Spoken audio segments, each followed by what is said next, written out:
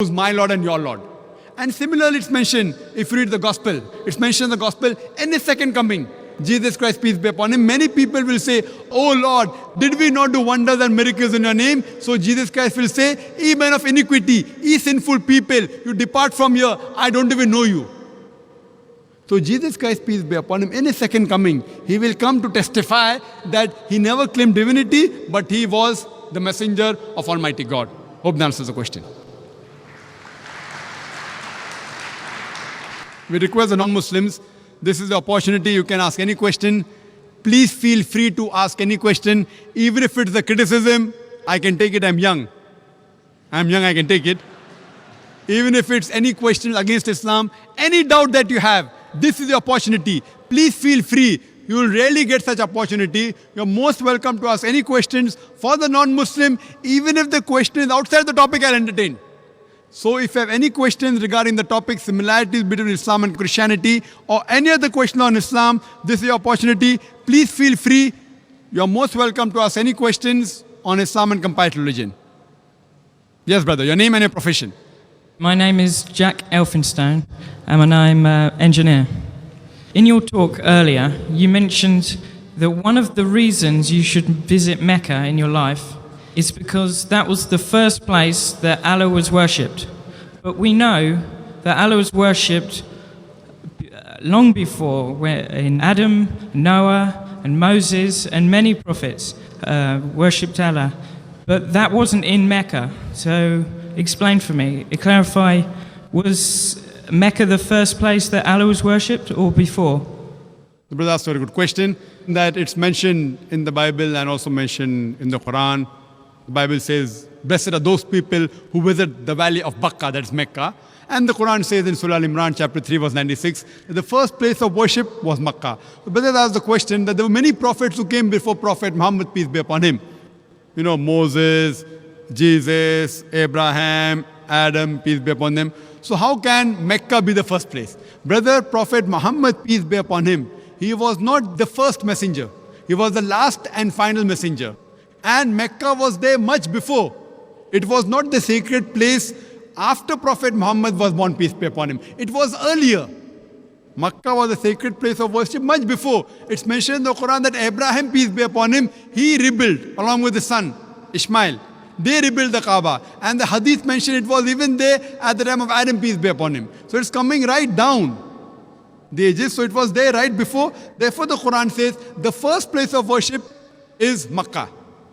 And later on, when the Qibla was towards Masjid Aqsa, then later on it was brought to Makkah. But the first earlier place of worship was Makkah. Then it came back to Makkah. Hope that answers the question, brother. Any non-Muslim like to ask a question, they're most welcome to come up to the microphones. Yes, brother. My name is Rahul Bhatia. I'm an engineer by profession. I have a question that has been in my mind for quite a while now. The Noble Quran says, let there be no compulsion in religion. That's point number one. And point number two is that the punishment for a Muslim who wants to come out of Islam, God forbid, is death punishment. According to me, this signifies a virtual compulsion in the mind that this is the punishment which will be given to me, so hence I cannot do it. And this kind of, I just need some clarification. I'm sure there is a clarification on this point. That's a very good question. He hasn't given the reference. First, he quoted the verse of the Quran from Surah Baqarah, chapter number 2, verse number 256, which says, La ikraha fid deen, there is no compulsion in religion. And that is part of the deen, that you cannot force anyone, you cannot compel anyone with the point of the sword or the point of the gun. His next question is that if any Muslim leaves his religion and becomes a non-Muslim, becomes an apostate, then the penalty is death. So isn't this a sort of compulsion? Before I give the answer, I would like to mention that every country has its own law, its rules and regulation. And most of the countries, one of the highest punishments is for treason. For example, if a person is working in the army and if he leaks the important thing of the country all the vital points and the information to the enemy. It is called as treason. Most of the countries, if anyone does treason, sells the important blueprints and documents of the country to the enemy. Many of the countries, the death penalty, many of the countries have life imprisonment. So now if I tell that what kind of a country is this, in where I'm compelled by the country not to do certain things, what is wrong is wrong. So here also, if a Muslim becomes a non-Muslim, it's only in the Islamic state of law if that Muslim who becomes a murtad and then propagates his new faith and deceives the people, that's the time this penalty is put. For example, if in a school, if I appoint a teacher, mathematics teacher, she is teaching 2 plus 2 is equal to 4, then tomorrow she teaches 2 plus 2 is equal to 5. So, but naturally I won't keep her in my school. The same way, the punishment for such a murtad in an Islamic state, it is death. This will not be called as compulsion. It will be a person who has strayed away from the truth to the falsehood. But as far as making anyone accept Islam, no Muslim can force any non-Muslim to accept Islam at the point of the sword or at the point of the gun. What we have to do is we have to convey the message. If you like it, you accept it. If you don't like it, no problem. Our job is to convey the message. It's mentioned in the Quran, Surah Ghashiyah, chapter number 88. فَذَكِّرْ نَمَّا أَنْتَ مُذَكِّرْ. Our job is to deliver the message. We have to deliver the message in the best way, with hikmah and with husna, with most beautiful preaching. Whether the other human being, non-Muslim, accept or not, it is not under our control. We cannot force anyone to accept Islam at the point of the sword, the point of the gun. But that what you're talking is a different case in a state of Islamic law. Like as I gave an example where a person working in army, if he sells the secrets of the country, then the penalty is somewhat similar. Hope that answers the question, brother. Right, okay, yeah.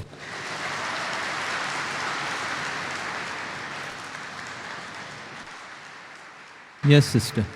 Assalamu alaikum. My name is Aisha. I'm from Philippines. I born Christian. Now, I am just a Muslim 1 year. I have to, alhamdulillah.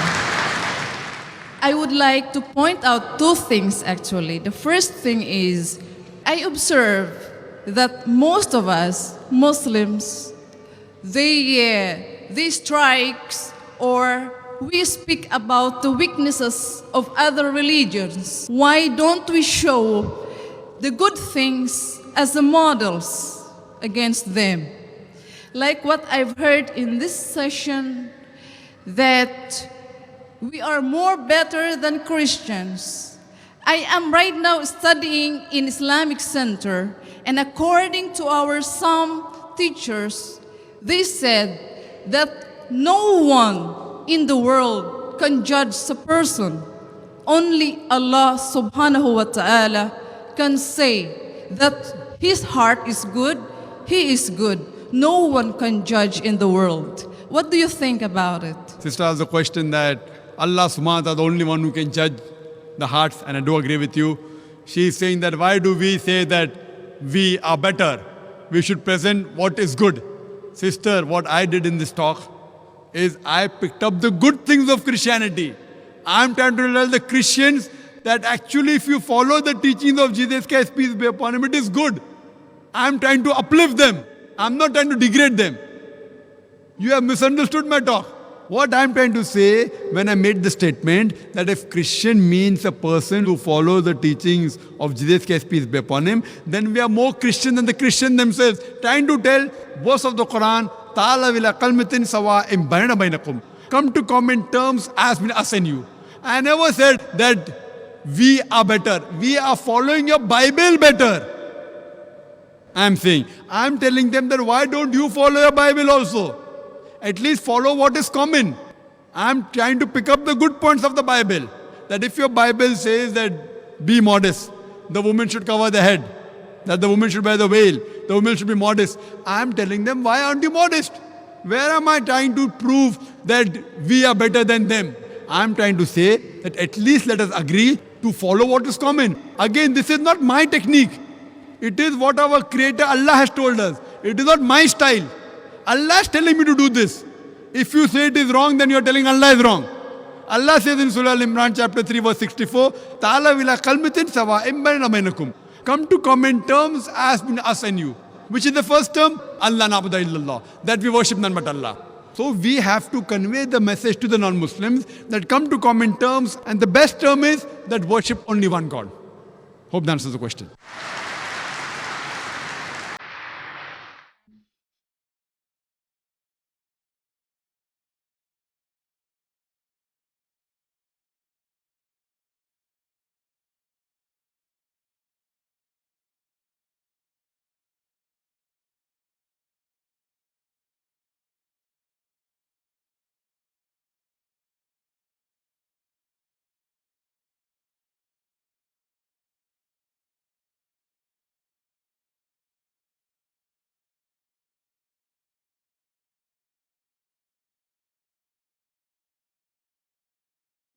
Scientists are not eliminating God, they're eliminating models of God. You learn Sanskrit, go back to your scripture, go back to your Vedas and realize that God is one. Division in Islam is prohibited. We understand the concept of God in Hinduism. Quran is the most positive book. Every day, more than 3,000 fetuses are being aborted in India after they identified that they're females. According to the statistics of 1996, US Department of Justice, 2,713 women are being raped every day. Every 32 seconds, one woman is being raped. I've been raped in US until the time I'm here. Islam has the solutions to the problems of the West.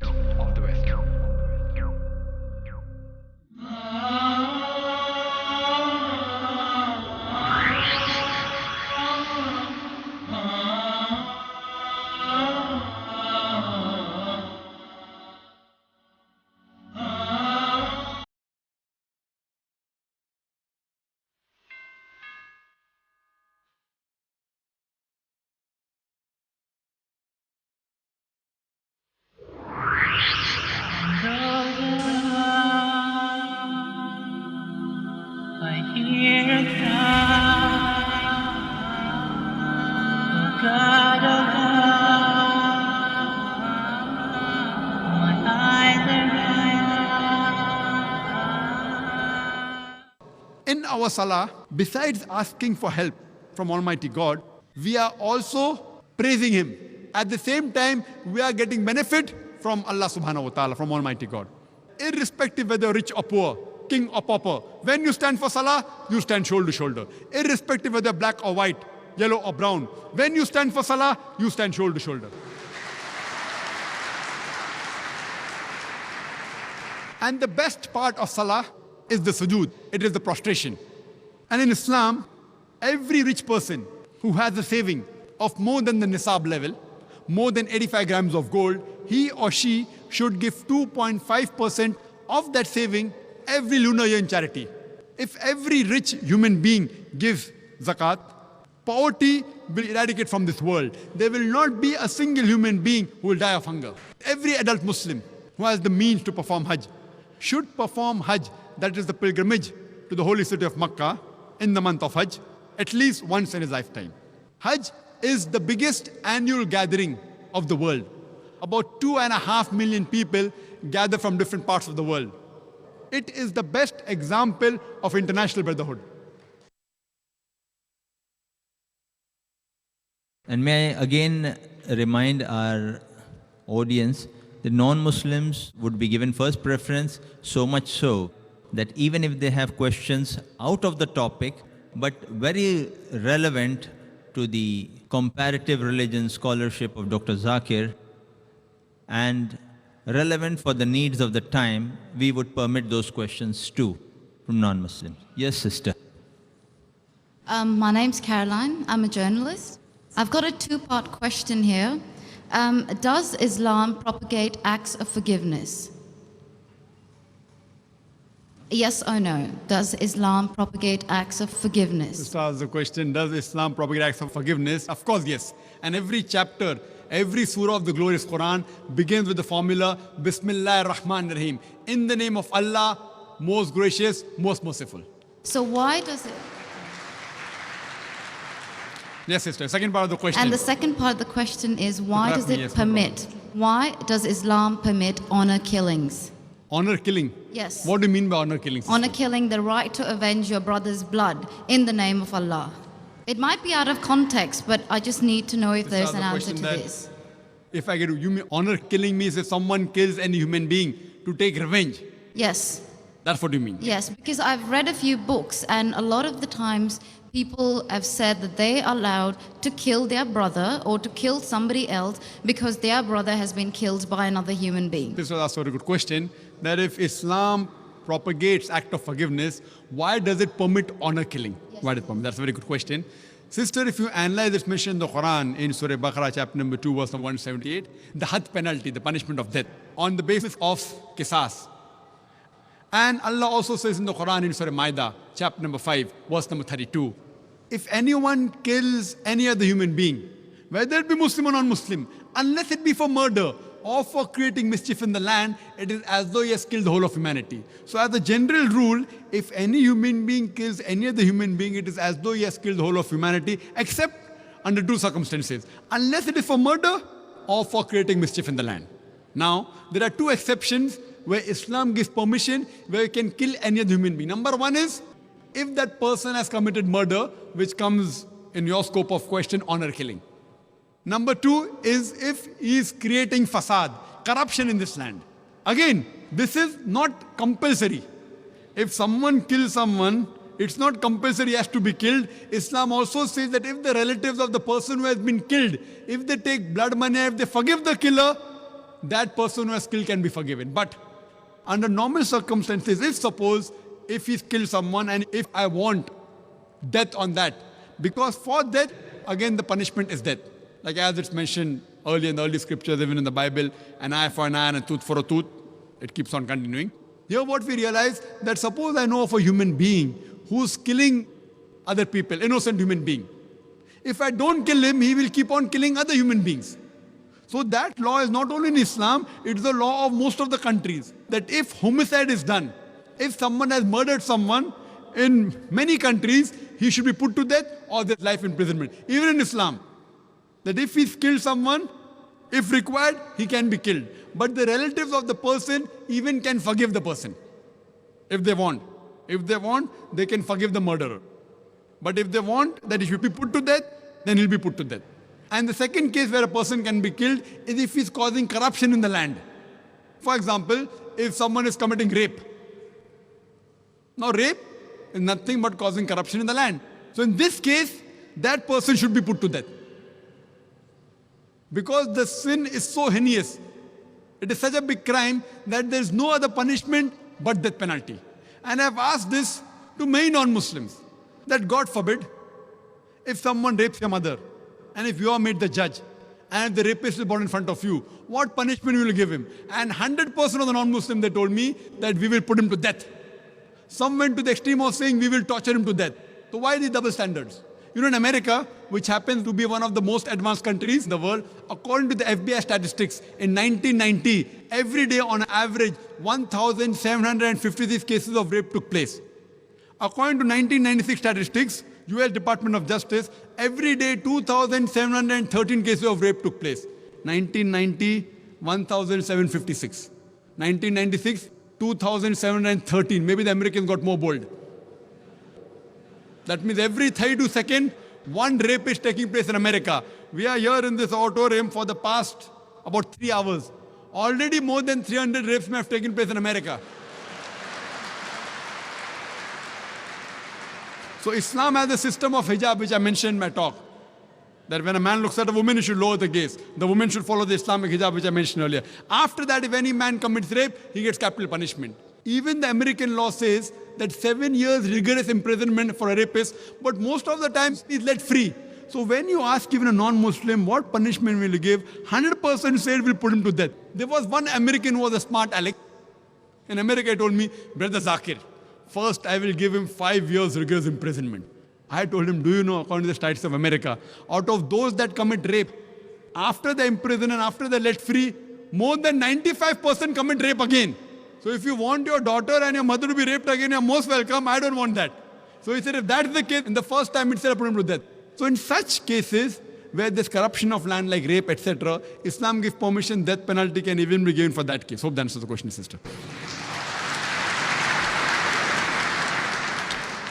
Yes, brother.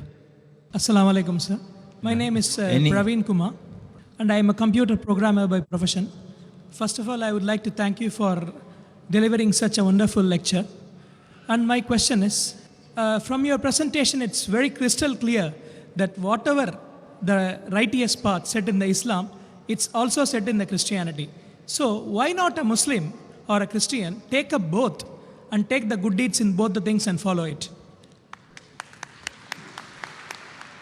The brother asked a very good question and a very important question, and a chance to clarify my talk also. Asked a very good question. That if everything is good, I've talked about similarities in Islam and Christianity, everything is good. So why don't we take the good of the religion? That's what I've done. I've taken the good of Christianity, that is the Bible.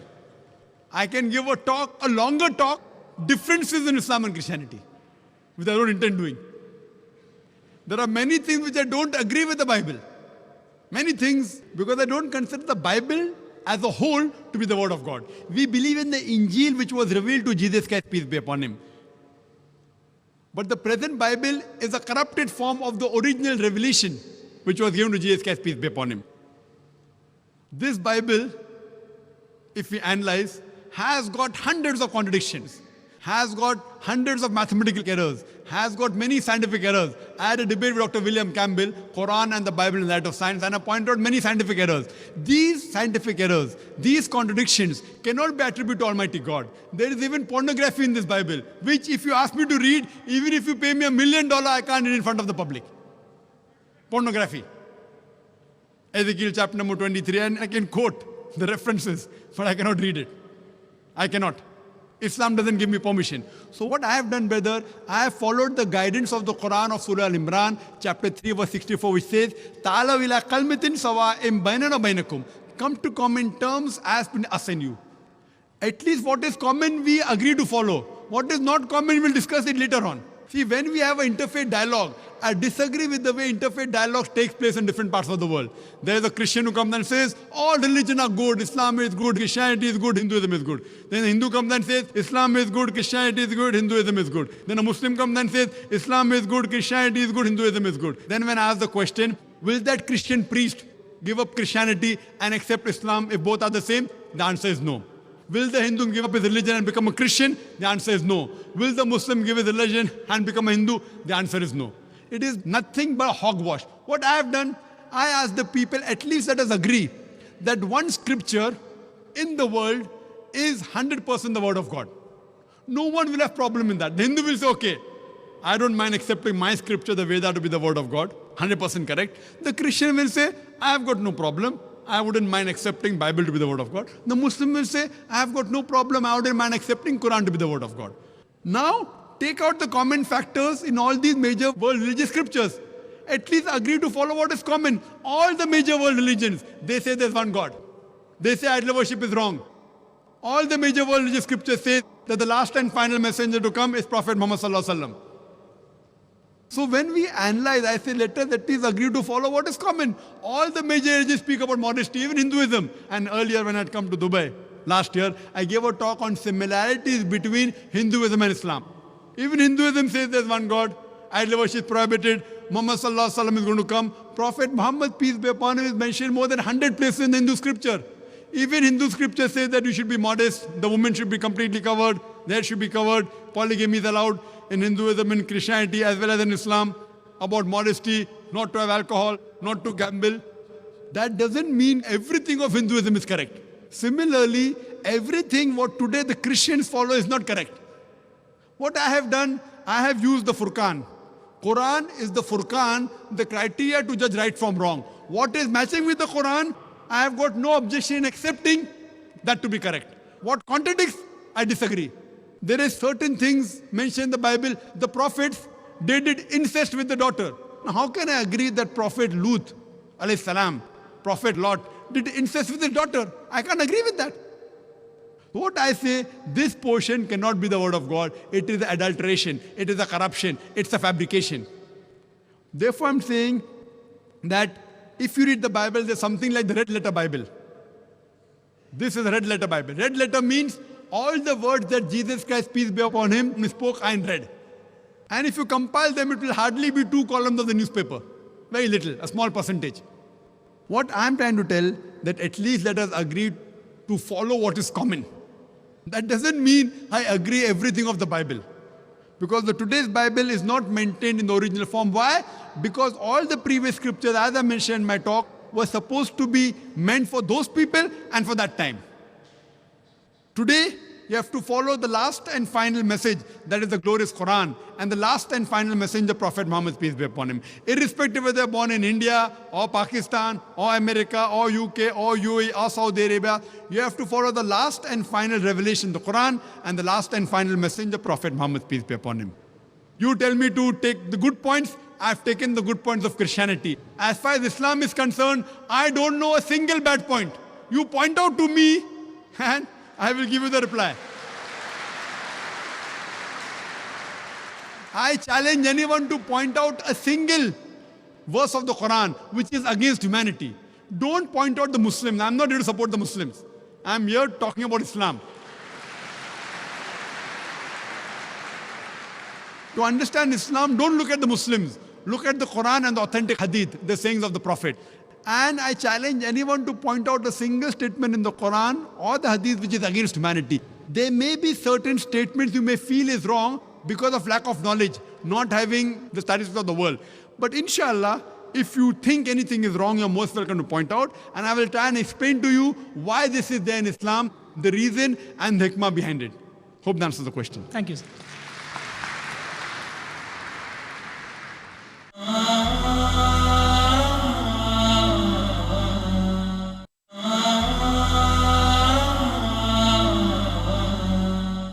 The dialogue and cross questions continue. The next brother on the mic. Assalamu alaikum, Dr. Naik. My name is Nobi and I'm an engineer by profession. In the Bible, Isaiah chapter 53, it talks about a suffering servant. A servant who is suffering, who's oppressed, bruised, and who dies, who gives his life for sin of the people, of mankind. Could you please clarify who is the servant of God? Thank you. The brother has quoted a verse from the book of Isaiah saying that there's a messenger who's going to come, who's going to die for the sufferings, etc., for the others. And there are many Christians who try and assume that this is the prophecy of Jesus Christ, peace be upon him. I'm just telling you, assume. Now, brother, you should note that the Bible says in the book of Ezekiel, chapter number 18, verse number 20, it says, the soul that sinneth shall die, which people normally quote. The soul that sinneth shall die. But the missionaries, they put a full stop where there's no full stop. The complete verse is, the soul that sinneth shall die. The father shall not bear the iniquity of the son, neither shall the son bear the iniquity of the father. The righteousness of the righteous shall be upon him, the wickedness of the wicked shall be upon him. But if the wicked turns and comes to the straight path, he shall not die. One thing, sin cannot be inherited. So the concept of the church, of the original sin, what the church says, that Adam and Eve, peace be upon them, they ate the forbidden fruit, and that's the reason humankind is born in sin. That's the reason Almighty God sent His beloved Son, begotten Son, Jesus Christ, peace be upon Him, quoting Gospel of John chapter 3, verse number 16, for God so loved the world that He gave His only begotten Son, whosoever believeth in Him shall not die but have everlasting life. I'm just trying to put a nutshell. This is what you all believe. Now coming to the question of the original sin. The concept of original sin is nowhere to be found in the Bible. It is the teaching of the church. According to the Ezekiel chapter 18, verse number 20, it says, the soul that sins shall die. The father shall not bear the iniquity of the son, neither shall the son bear the iniquity of the father. The wickedness of the wicked shall be upon him, the righteousness of the righteous shall be upon him. But if the wicked turns and comes to the straight path, he shall not die. So based on this Ezekiel chapter 18, verse number 20, it completely negates the original sin that is propagated by the church. The Quran too says, no bearer of burden can bear the burdens of the others. No bearer of burden. So surely sin is not inherited. Eve tempted Adam to eat the forbidden fruit. Adam ate the forbidden fruit, may peace be upon them. Did Adam, peace be upon him, ask me before eating the fruit? Did he ask me? No. So why should I be held responsible? If he had asked me and if I told him yes, then you can catch my collar. Now Adam didn't ask me before eating the forbidden fruit, peace be upon him. So why should I be held responsible? How can God be so unjust? Allah says in the Quran in Surah Nisa chapter 4 verse number 40, Almighty God Allah subhanahu wa ta'ala is never unjust in the least degree. So sin is not inherited. So your concept of saying that this refers to Jesus Christ is totally wrong. And Jesus Christ, peace be upon him, that's the concept teaching of the church, that for God so loved the world that he gave his only begotten son. See, son, if you analyze in the Bible, Almighty God has got sons by the tons. It says Abraham was the son of God, Ephraim was son of God, Isaiah was son of God. As many people that are led by the Spirit of God are sons of God. So Bible has got sons by the ton. But the Christians say that no, Jesus Christ, peace be upon him, not normal son, he's the begotten son. Gospel of John, chapter number 3, verse number 16. For God so loved the world that he gave his only begotten son. Whosoever believeth in him shall not die but have everlasting life. Now here if you analyze this word begotten son, according to the scholars of Christianity, if you refer to the Revised Standard Version, revised by Thaydu's Christian scholars of the highest eminence, backed by 50 different corporate denominations, these Christian scholars say that this word begotten is interpolation, is a fabrication, is a concoction, and they threw it out of the Bible. So if you read the Revised Standard Version, this word begotten is not there. So we verily believe if son means a righteous person, then Jesus Christ, peace be upon him, surely was the son of God. He was a righteous person, but he was not the begotten son. And this concept of inheriting sin is nowhere to be found in the Bible. It's the teaching of the church. In fact, Bible negates this concept. So surely what you're trying to indicate to me that this prophecy of Isaiah, it doesn't. Yes, messengers have come. Most of the messengers, they suffered. Whether it be Moses, peace be upon him, whether it be Jesus, peace be upon him, whether it be Prophet Muhammad sallallahu alaihi wasallam, peace be upon him. All the messengers, they suffered. And the hadith of the Prophet, that the maximum that were put to test among the human beings are the messengers of Allah. More difficult the test, the higher will be the reward. So all the messengers of God suffered. But to say that they suffered and they had the sin of all the humankind is nowhere to be found in the Bible. It is the teaching of the church and it's against the Bible as well as the Quran. Hope that answers the question, brother. Yes, sister. Eliana, non-Muslim, by qualification teacher. Thank you very much for very interesting lecture. I have one question. I find it immoral and vulgar for a Muslim to have more than one wife. What do you think about this? Actually, I know the roots of this, but I want to know your opinion about this. And I think if our religions, Christianity and Islam unites, I think that Muslims should have one wife. Sisters asked a very good question, very common question, very important question. She asked that she thinks, according to her, it is immoral for a Muslim to have more than one wife. And she's requesting me that if Christians and Muslims unite on this point, it will be very good. That's what I want to do. But we unite on what is the truth, not what is falsehood.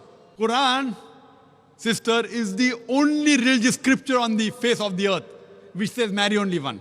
There's no scripture on the face of the earth. You read the Bible, you read the Ramayana, you read the Mahabharata, you read the Veda. No scripture except the Quran says marry only one. If you read the Hindu scriptures, Ramayana, the father of Sri Ram, King Dashrath, he had more than one wife. If you read Mahabharata, Sri Krishna, how many wives he had? 4, 10,000. He had 16,108 wives. If you read the Bible, Solomon had 700 wives. According to the Bible, Abraham had 3 wives. So according to the Bible, according to Judaism and Christianity, a man can have as many wives as he pleases. 4, 5, 10,000, no upper limit. Islam has put an upper limit. Quran says in Surah Nisa, chapter number 4, verse number 3, marry women of your choice in 2s, 3s or 4s. But if you can't do justice, marry only one. So according to Hinduism, according to Christianity, you can marry as many wives as you wish. 1, 5, 10, 20,000, 10,000, no upper limit. Islam says, marry women of your choice in 2s, 3s or 4s, but if you can't do justice, marry only one. So Islam says you can marry more than one only if you can do justice, otherwise you can't. And even if you can do justice, maximum 4.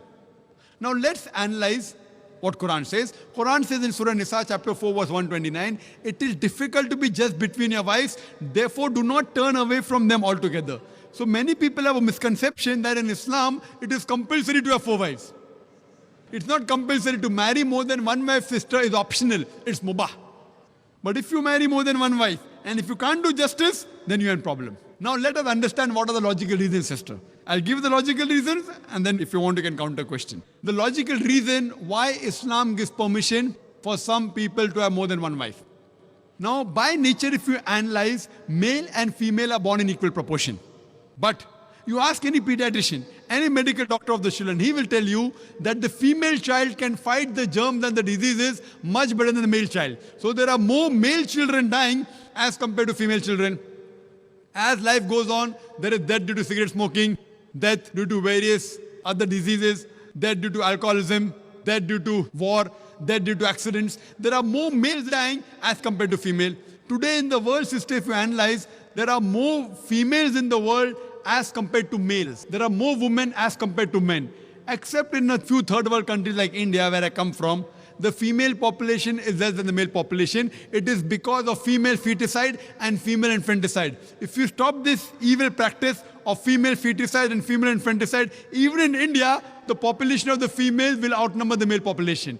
Today, according to statistics, in New York alone, there are more than 1 million females more than males. In USA alone, there are 7.8 million females more than males. In Germany alone, there are 5 million females more than males. In UK alone, there are 4 million females more than males. In Russia alone, there are 9 million females more than males. And God alone knows how many millions of females are more than males throughout the world. Suppose I agree with you hypothetically that one man should marry only one woman.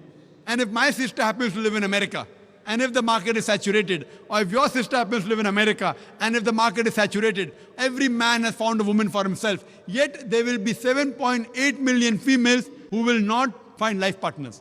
The only option remaining for these 7.8 million females is that they either marry a man who already has a wife or become public property. People will say, public property? Zakir, such a harsh word. It is the most sophisticated word I can use. I can't use a better word than that.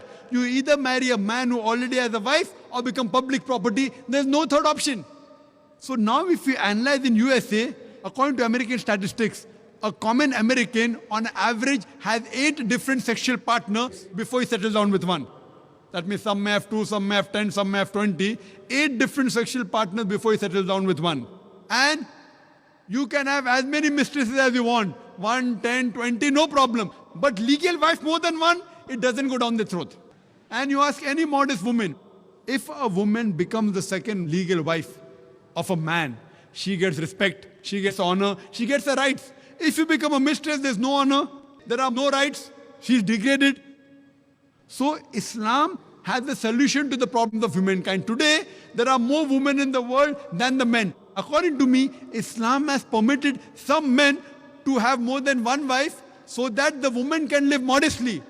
Otherwise, it's not possible. I do agree with you, sister. I do agree with you, sister, that a woman would not like to share a husband. I agree with you. That a woman would not like to share a husband, but no woman under normal circumstances would like a husband to marry one more woman. But the Islamic Sharia says, let a small loss take place to prevent a big loss. A good Muslimah, a good Muslim woman who knows the world scenario, she would not mind taking a small loss, that is sharing a husband, to prevent a big loss, that is making a sister becoming a public property.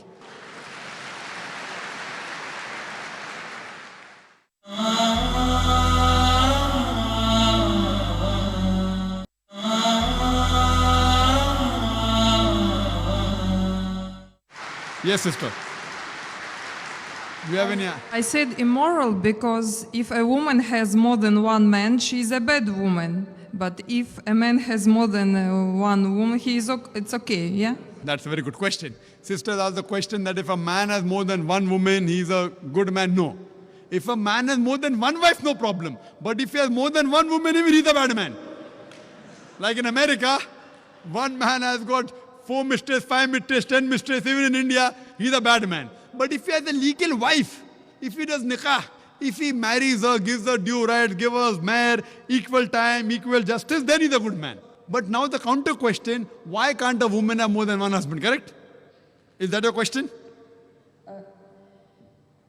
Is your question that why can't a woman have more than one husband? I was thinking that in case if female population increases and male population decreases, so female can have 2 or 3 husbands. That's a very good question. You have the hypothetical question. But Almighty God, who's our creator, He knows better than you and me. He's our creator. And the reason Because God has made the woman a stronger sex. She is medically more stronger than the man. You know that? I'm a medical doctor, sister. Medically, a woman can live for longer years than a man. We think the man is strong. Physically, man is strong. But medically, the woman is stronger. She lives longer. Her longevity, the average span of a woman is few years more than a man. There are less deaths in the pediatric age group. And regarding your main question, that Islam allows polygyny, a man to have more than one wife, but does not allow polyandry, that is a woman to have more than one husband. Why? The reason is that if a man has more than one wife, and if a child is born, you can easily identify who is the father and who is the mother. But if a woman has more than one husband, and if the child is born, you can identify the mother, but you can't identify the father.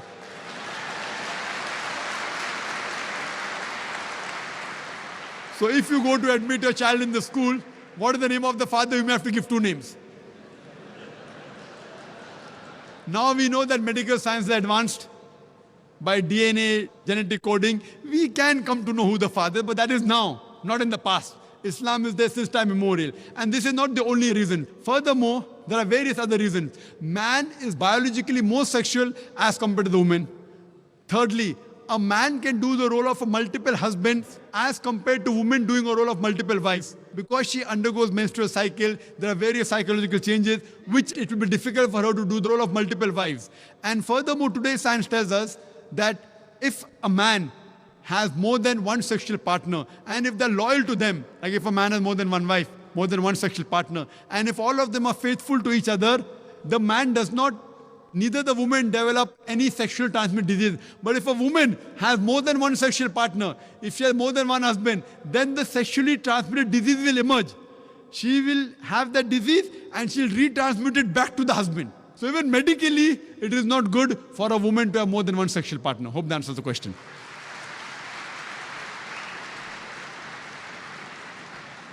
Any question? Good evening, Dr. Zakir. And my name is Beryl D'Souza. I'm from Bombay. Tonight, I must thank you for the wonderful lecture. And I must tell you that I used to see you on the television and follow your lectures ever since, since the past some years when I was in college. Tonight, I would like to ask you a question. First of all, I would like to tell you two things. You said two things. One was like associating anything with God is a sin. It's the biggest sin, rather. The second thing you said, that the form of prayer is that the Muslims follow, is that you put your forehead down and it humbles yourself. Now, myself being from Bombay, I would, because this is something I've noticed there, and I would also like to know clearly what is the concept about the dargahs that people go to and the people follow.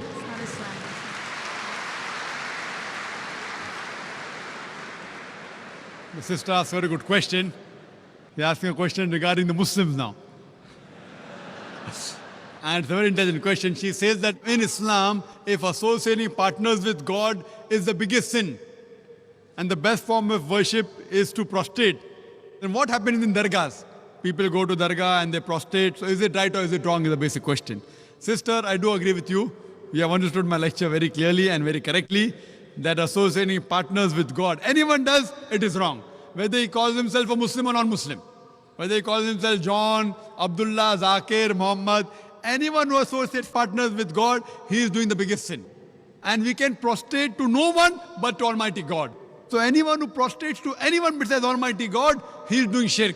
He is associating partners with God. So if any human being goes to any grave and he prostrates to that grave and he worships that grave, he is doing the biggest sin, irrespective whether he calls himself a Muslim or non-Muslim.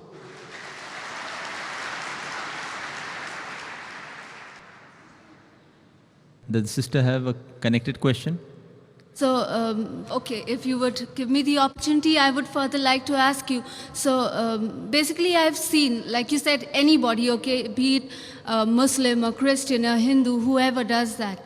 Now, if I tell you, from what I have seen and known, is like a huge percentage, okay, they are the people, I could call them the Muslims.